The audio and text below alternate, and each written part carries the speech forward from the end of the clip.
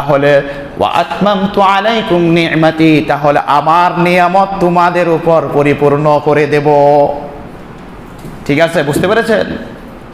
দ্বীনকে follow করলে, ইসলামকে follow করলে আল্লাহর নিয়ামত এসে আপনার জীবনে পরিপূর্ণ হয়ে যাবে। আপনি ভাবতেছেন হক পথে থাকলে, হারাম পথে উপার্জন না করলে মনে করবেন আপনি দরিদ্রতায় ভুগবেন, কিন্তু আল্লাহ রাব্বুল আলামিন আপনার প্রয়োজন কোথা থেকে পূরণ করবেন সেটা আপনি বুঝতেও পারবেন না। এটা বুঝতেও পারবেন না। বিষয়টি বুঝতে পেরেছেন?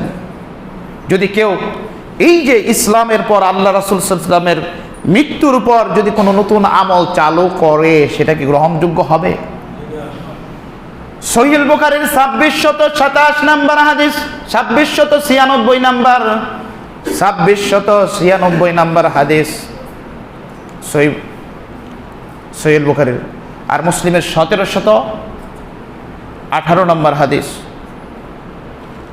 যে আল্লাহ নবী মুহাম্মদ রাসূলুল্লাহ আয়েশা রাদিয়াল্লাহু তাআলা আনহা থেকে বর্ণিত, তিনি বলেন, মান আহদাসা ফি আমরিনা হাযা মা লাইসা মিনহু ফাহুয়া রাদ।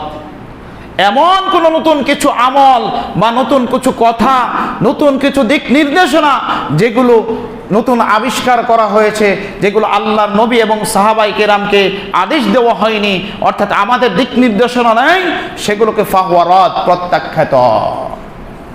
এই জন্য আমরা হুসাইন রাদিয়াল্লাহু তাআলা আনহুর মৃত্যুতে খুশি না বেজার? ব্যথিত, আমরাও ব্যথিত।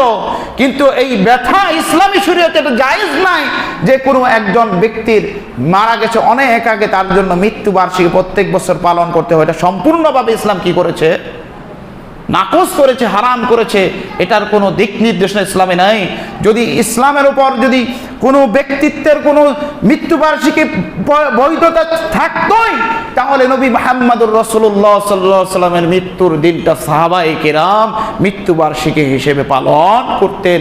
আবু বকর রাদিয়াল্লাহু তাআলা আনহুর মৃত্যুবার্ষিকী পালন করতেন, উসমান রাদিয়াল্লাহু তাআলা আনহু মৃত্যুবার্ষিকী পালন করতেন, ওমর রাদিয়াল্লাহু তাআলা আনহু মৃত্যুবার্ষিকী পালন করতেন, আলী রাদিয়াল্লাহু তাআলা আনহুর মৃত্যুবার্ষিকী পালন করতেন।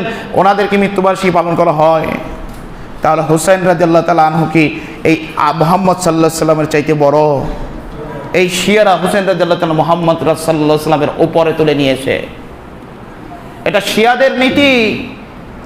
এই মৃত্যুবার্ষিকী পালন করা, এই যে হুসাইন রাদিয়াল্লাহু তাআলা আনহুর মৃত্যুতে আমরা ব্যথিত, যারা এর সাথে জড়িত, এই ইতিহাস থেকে যদি লক্ষ্য করি যে মানুষ কি করে, অনেক লোক আছে এই কারণে এই হুসাইন রাদিয়াল্লাহু তাআলা আনহুর ঘটনাকে নিয়ে অনেক আলেমওয়ালা, দাড়িওয়ালা, টুপিওয়ালা কি মুয়াবিয়াকে সহ কাফের বলে গালি দেয়, বলে না?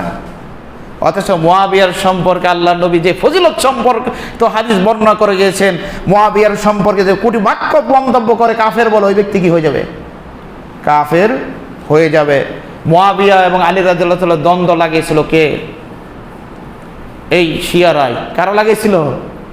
শিয়ারাই। এই যে হুসাইন রাদিয়াল্লাহু তাআলার মৃত্যুর পরিকল্পনার সাথে জড়িত কারা ছিল?